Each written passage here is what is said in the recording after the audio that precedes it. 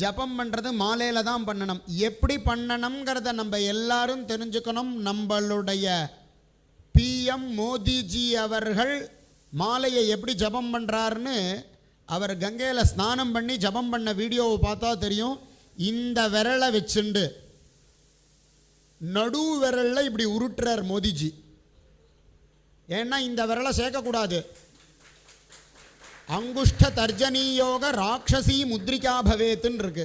இந்த 2 விரலை சேர்த்து ஜபம் பண்ணால் அது ராட்சச முத்ரையாக போயிடுறது. இது நம்ம மோடிஜிக்கு தெரியறது. அதனால் இவர் இப்படி ஜபம் பண்ணுறார்.